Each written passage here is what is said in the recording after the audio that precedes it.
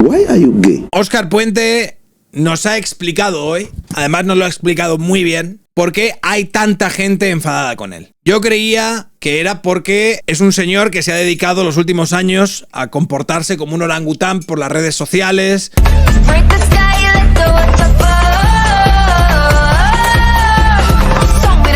a dar zascas a las derechas y a tuitear muy fuerte, mientras toda la infraestructura ferroviaria se descomponía hasta el punto que hay un accidente en un tren de alta velocidad en el que han muerto 45 personas, donde ha quedado en relieve que precisamente ese desgaste y ese bajo mantenimiento de la infraestructura ferrovial habría sido uno de las variables que habría propiciado que se diese este siniestro y esta tragedia. Yo pensaba que esa era la idea, esa era la razón, por la que la gente estaba enfadada con Óscar Puente, hasta que de repente vi este vídeo de Óscar Puente en el que venía a explicármelo. ¿Vale, chicos? Os dejo aquí estos 19 segundos de Óscar Puente explicándotelo. Te lo va a explicar él. Con el disgusto que me lleva encima. Madre mía. ¿Sabe por qué me piden ustedes tanto la dimisión? ¿Por lo contrario de lo que ustedes sostienen. Es porque yo realmente les molesto. Y les molesto no porque no haga bien mi trabajo, sino justo por lo contrario, porque lo hago muy bien. Eso es lo que a ustedes les molesta. Claro. Esta es la señora que nos representa a todos. ¿Ha dicho lo que acaba de decir? Vale, lo que os jode de Óscar Puente no es que se comporte como un putísimo gorila utilizando Twitter, ¿sabes? Para comportarse como un putísimo troll, bloquear al personal y dar zascas a la derecha, e ir de putísimo sobrado y hacer chistes cuando hay incendios, mientras toda la puta infraestructura ferrovial se carcome y se puto desintegra hasta el punto de que ha habido un accidente en el que ha habido 45 españoles que han perdido la vida. No es eso lo que os molesta. Lo que os molesta es que es muy bueno haciendo su trabajo. ¿Te crees la última Coca-Cola del desierto? Pero no, eso no es verdad. ¿Sabes qué? Antes del desierto hay un valle donde crecen naranjas y yo prefiero un jugo de naranja que la Coca-Cola, que me haría mucho daño a mí. Entonces, claro, yo ante esto he dicho, bueno, ha debido de ser eso. Además, hay una cosa que tenéis que saber, que en esta misma comparecencia, Óscar Puente lo que ha dicho es que lleva unos días que lo está pasando muy mal. Desde el accidente, que tuvo que salir y dar explicaciones, que me hace gracia porque ha dado como varias ruedas de prensa donde le han pillado una mentira tras otra y parece ser, por lo visto, que hay que darle un aplauso, ¿no? Porque haya dado ruedas de prensa. Es cierto que en la vida política estamos bastante acostumbrados a que no respondan preguntas los políticos después de que estallen grandes escándalos, ¿vale? En este caso, por ejemplo, Óscar Puente sí que ha respondido a muchas preguntas. También es cierto que ha dicho muchas mentiras, pero, por ejemplo, no se puede decir que Pedro Sánchez responda muchas preguntas cuando hay un escándalo de algo que le rodea o algo sobre lo que haya podido tener alguna responsabilidad. Más allá de todo eso, tenéis que entender que Óscar Puente, a base de haber tenido que responder a muchas preguntas, que es algo muy cansado, lleva unos días muy malos. Lleva unos días cansado, con ojerones, ¿sabes? Que duerme poco. Entonces está sufriendo mucho. Y yo lo que veo es que hay muy poca empatía. Probablemente hay poca empatía porque sois fachas, ya nos lo dijo Óscar Jaenada, ¿vale? Yo lo que estoy viendo es muy poca empatía por vuestra parte. Entonces, aquí hay una víctima del accidente de Adamuz que ha respondido en el programa de En Boca de Todos a las palabras de Óscar Puente sobre lo mal que lo estaba pasando. Te quiero preguntar, ¿tú viste ayer la comparecencia de Óscar Puente? Algo vi, sí. Le quiero decir desde aquí, si me da la oportunidad, claro, que lamento mucho que duerma 3 horas.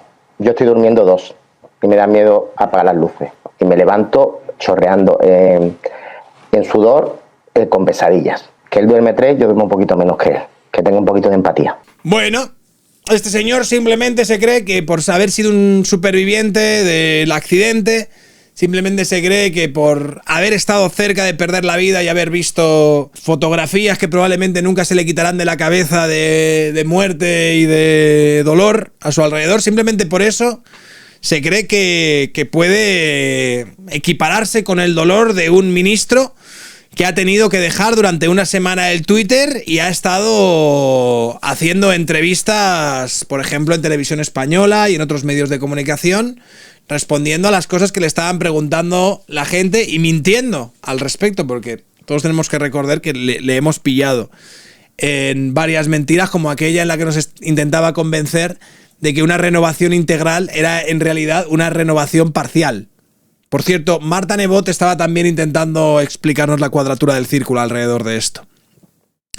Bien, cosas que también nos hemos enterado esta semana, ¿vale? Son cosas bastante, no sé, como para darles una vuelta.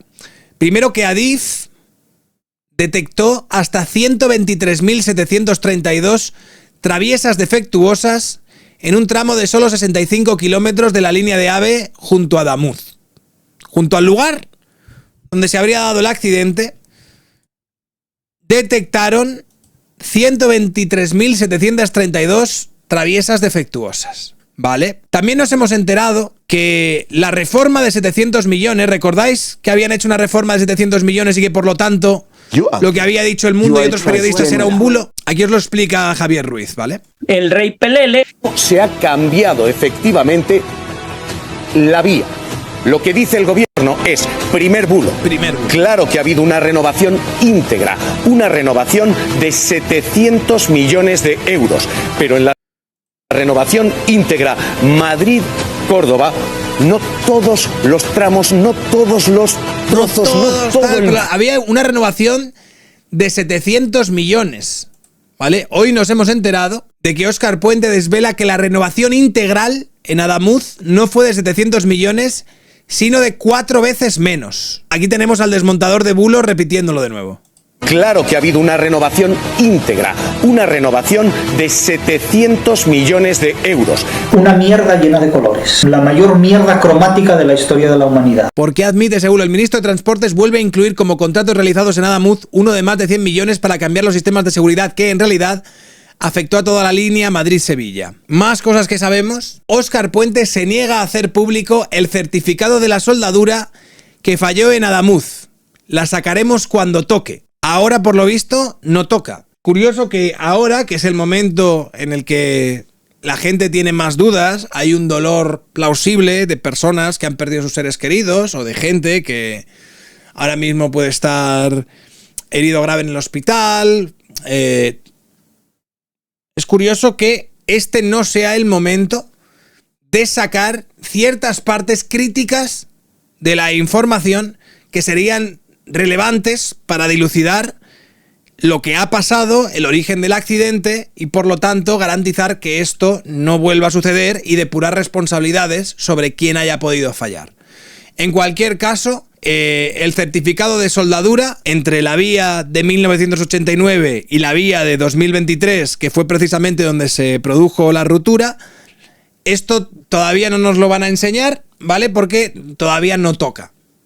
A mí, si me lo enseñan, yo no sabría interpretarlo, pero estoy seguro de que hay ingenieros de caminos y hay personas técnicas mucho más formadas en esta materia que podrían, no sé, dar buen uso de esta información que por ahora no nos van a sacar, ¿vale? La sacarán cuando toque. ¿Y cuándo tocará? A Óscar Puente se le ponga la punta de la polla, amigo. Más cositas. Óscar Puente autorizó cortar carriles con soplete pese a que Adif reconoce que pueden causar fisuras. Óscar, experto en derivadas, no aprobó las integrales. No fue Óscar Puente, fue el Ministerio de Transportes, pero que está bajo su responsabilidad. Más cositas. Documentos de Adif demuestran que el tramo de vía de Adamuz nunca fue renovado. El carril nuevo más cercano al punto del accidente se encuentra a 5 kilómetros de distancia. Sería otra, no vamos a llamarlo mentiras, porque si no luego inexactitudes. A lo mejor es otro bulo del terrorífico periódico de The Objective, que según Pablo Iglesias probablemente la gente debería estar en la cárcel. Me llaman rata, me llaman chepudo. El gobierno está manipulando los archivos de las obras de renovación de Adamuz de los portales públicos de contratación. Esto es interesante, vamos a escucharlo. Descubierto en las últimas horas, ya llevábamos un par de días rastreándolo, es que se están cuando menos manipulando las plataformas de contratación para que aparezcan y desaparezcan documentos, archivos que estaban que de repente se ocultan, otros que no estaban se incorporan, y es bastante llamativo. Hay un movimiento en la plataforma de contratación del Estado en la que tienen que estar todos los contratos de obra pública y de servicios públicos que hayan sido adjudicados, licitados con sus correspondientes expedientes, y que en el caso de la línea de alta velocidad entre Sevilla y Madrid tienen su colección, digamos, su biblioteca de documentos: el contrato, el pliego, la licitación, las ofertas, el presupuesto, las modificaciones posteriores. Todo esto tiene que estar colgado. Y hay algunas cosas que no estaban colgadas y que 2 años después de no tener actividad ese expediente en concreto, de repente aparecen 2 nuevos documentos que se incorporan a esa plataforma. En otros casos, con lo que se refiere a la explanación y a la limpieza de la zona de Adamuz en el tramo C Guadalmedcórdoba, han ocultado unos archivos que sí estaban visibles inicialmente y que, para que lo entiendan nuestros espectadores, como me lo han explicado a mí porque yo no soy experta en esos temas, es que hay un listín telefónico en el que tú vas consultando los números. Han hecho desaparecer 2 de los contactos del listín telefónico. No quiere decir que no estén colgados o que no los podamos recuperar a través del Boletín Oficial del Estado, o que no haya gente que ya tiene los pantallazos y descargados esos archivos. Pero lo curioso, sorprendente, o lo que deberían explicar desde el Ministerio de Transportes o desde Adif, es por qué tienen esa intención o con qué intención han ocultado esos archivos. Bueno, todo esto pueden ser muchas cosas o pueden no ser nada, pero es cierto que los que están haciendo, parece, casi más trabajos de investigación que el Ministerio de Transporte alrededor del accidente, están siendo muchos periodistas que están encontrándose que estas explicaciones supuestamente asépticas que habría dado el ministro de Transporte para explicarnos que, pase lo que pase, fuese lo que fuese, él no es responsable de ello, y de hecho él está haciendo no un buen trabajo, un muy buen trabajo, es un poco algo fundamental. También quería comentaros que hay bastantes maquinistas que están un poco hasta los cojones. Y cuando digo un poco hasta los cojones, es un mucho hasta los cojones. Escuchad esto que sucedió el otro día en un tramo entre Madrid y Aranjuez. Explicarles el motivo del retraso de este tren. Debido a los últimos accidentes ferroviarios y tras múltiples denuncias, se están dando cuenta que la infraestructura no está en el mejor estado y me está limitando la velocidad de muchos puntos de la vía. Por ese motivo han decidido rodar el tren anterior en tiemposuelos y nosotros continuar con otro tren hasta Aranjuez. Esperemos que todo se solucione lo antes posible y podemos viajar y trabajar en las condiciones de seguridad que todos merecemos. John Coldo, gracias por la suscripción. Estos son los maquinistas, que son todos unos fachas y que no quieren poner el cuerpo, tío, por este gobierno, no quieren poner el cuerpo por este ministerio. Y están ahí con sus derechos y con sus cosas de no, es que no me quiero jugar la vida con el tren, es que tal, es que cual. Y así te lo explican, ¿vale? Así te lo explican durante este tipo de trayectos y demás. Te voy a decir más. De hecho, el sindicato de maquinistas se ha personado como acusación popular en los procesos por los accidentes mortales de Adamuz. Aquí os lo explican. Noticia que acabamos de confirmar: el sindicato de maquinistas, el SEMAF, acaba de anunciar que se persona como acusación popular en los procesos penales, en los procesos judiciales abiertos por los accidentes mortales de Adamuz y de Llelida. La agrupación ha comunicado a través de su canal de Telegram que, tras una valoración con su asesoría jurídica, el sindicato toma la decisión de dar un paso hacia adelante en esos procesos judiciales. Su objetivo, según dicen, es exigir responsabilidades penales. Fascistas, tío. Qué fachas son los putos maquinistas, hermano. Me parece una barbaridad. Una barbaridad. Esto es lo que decía un maquinista jubilado que se hizo bastante viral cuando empezaron los problemas con los trenes en este país. Si no, estas cosas irán cada día peor. Esto ocurre porque desde el ministerio hasta los gestores de esta estación son impresentables.